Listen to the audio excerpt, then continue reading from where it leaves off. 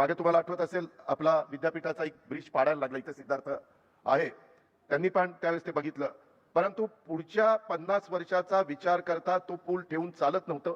पण काही पुणेकर असं म्हणणार की बाबा काही वर्षापूर्वी बांधलेला पुढे पाडतात, मग त्यावेळेस बांधताना यांना अक्कल नव्हती का?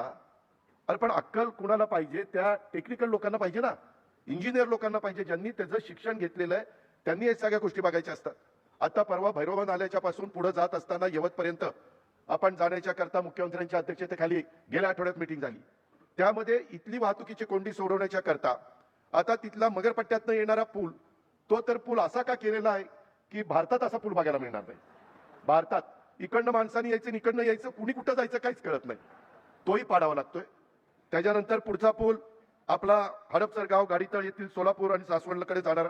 मध्ये मला काही अधिकारी म्हणले, दादा त्या पुलावरनं आता वाहनं सध्या बंद करायची. म्हणलं काय रे बाबा, त्याचं बॉल बेरिंग म्हणलं अडचणीत आलंय, बेरिंग खराब झाले. अरे बेरिंग खराब झालंय तुम्ही आम्हाला सांगता आणि त्याच्यामध्ये लोक शेवटी राज्यकर्त्यांना दोष देतात. आता तोही ब्रिज काढावा लागणार आहे. त्याचं कारण आपल्याला भैरवबंद नाल्यावरून ज्यावेळेस आपण फ्लायओव्हरवर चढू त्यावेळेस तो फ्लायओव्हर डायरेक्ट पुढं पार यवतपर्यंत घ्यायचा मुख्यमंत्र्यांचा आमचा सगळ्यांचा मानस आहे. ते खाली रस्ता तिथून पुणेकर जाय करतील, वर ज्यांना सोलापूर रोडला लांब जायचंय ते जातील आणि त्याच्यावर मेट्रो, तेही आपण परवाच्या मीटिंगमध्ये ठरवलंय. तीच गोष्ट आपण तो सोलापूर रोडचा मॉल आहे की नाही, मॉलवरून पण निघालो असताना तशाच पद्धतीनं ते ठरवलेलं आहे. परवा आम्ही मुख्यमंत्री साहेब आम्ही सगळे होतो. गडकरी साहेबांचा एक कार्यक्रम आमच्या राम शिंदे साहेबांनी निलमताईंनी घेतलेला होता विधान परिषदेमध्ये. त्यांना प्रमुख पाहुणे म्हणून बोलवलं होतं. ते सांगत होते की अजित, पुणेकरांना सांग 40,000 कोटीची कामं पुणे जिल्हा आणि पुणे शहराच्या करता त्यांनी मंजूर केली. 40,000. आता मध्ये तुम्हाला माहितीये चांदणी चौकातला ब्रिज कितीतरी दिवस पुणेकरांना कळतच नव्हतं कुठनं जायचं आणि कुठनं निघायचं, असा तो ब्रिज झाला. परंतु आता कळायला लागलेला आहे, आता सवय झालेली आहे. नवीन लोक जरा अडखळतात. त्याच्यात सीएम साहेब ते आमचा नवले ब्रिज, तो तर काय त्याला न बोललेलंच बरं. सारखा ऍक्सिडेंट करतोय, आमच्यातले लोकांना त्या ठिकाणी मृत्युमुखी पडतात. कुणी उतार केला, कसा उतार केला, एवढा उतार का केला, काहीच कळायला मार्ग नाही.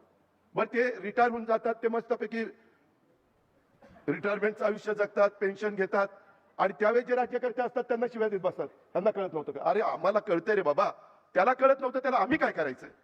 त्याच्यामुळं असं काही होतंय, त्याचा काहीतरी विचार मुख्यमंत्री महोदय पुढे तरी इतर शहरांच्या मध्ये असं होता कामा नये. कारण आज चांद्यापासून बांद्यापर्यंत करोडो रुपयाची कामं आपण परवा शक्तीपीठला पण मान्यता दिली. अनेक कामं चाललेली आहेत, तिकडे गडचिरोलीची चाललेली आहेत. परवा कालच मुख्यमंत्र्यांनी सभागृहामध्ये उत्तर देत असताना त्याच्याबद्दलचा उल्लेख त्या ठिकाणी केलेला आहे.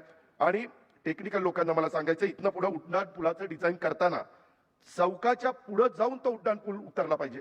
काय काय करतात, चौकातच उतरला पाहिजे, म्हणजे उड्डाण करून येणारा आणि त्या चौकात अशी का खिचडी करून टाकतात की न बोललेलं बरं.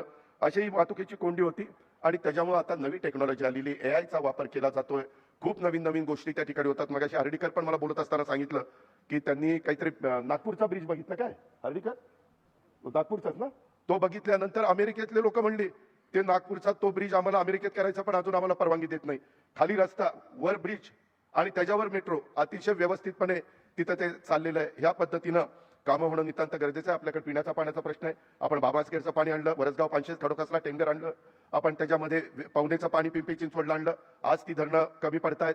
आम्ही मुख्यमंत्री सगळे आमचे पुणे शहरातले ग्रामीणचे आमदार की बाबा आपल्याला आणखीन पाणी, चंद्रकांत दादा पाटील असतील, माधुरीताई असतील, दत्ता मामा असतील, सगळेजण की आपल्याला आता मुळशी धरणाचं पाणी घ्यावं लागेल. ते जरी पिण्याच्या पाण्याच्या करता नसलं, ते विजेच्या करता असलं तरी पुण्याची वाढती लोकसंख्या लक्षामध्ये घेता पुणे पिंपरी चिंचवडकरांना नवीन जी काही वरची आता धरणं टाटाची आहेत त्याच्यातून टप्प्याटप्प्याने आपल्याला पाणी घ्यावं लागणारच आहे.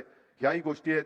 खूप काही गोष्टी आपल्याला तिथं करायच्यात. काही झालं तरी पुणेकरांनो आपल्याला सगळ्यांना मिळून, मी मगाशी बोलताना ठरवलं होतं की तुमची सगळ्यांची नावं घेत असताना माजी नगरसेवक आणि पुढे होणारे आजी नगरसेवक असं म्हणायचं. परंतु किती समोरचे आजी होणार आहेत कुणाला माहिती. पण सगळ्यांनी व्हावं तुम्ही उभं राहिल्यावर. माझ्या शुभेच्छा आहेत. पण माझ्या शुभेच्छेला काय, बटणं दाबणारे पुणेकर आहेत. त्याच्यावर पुणेकर कुणाची बटणं दाबतायत ते कळेल आता, तेव्हा जास्त खोलात जात नाही. पण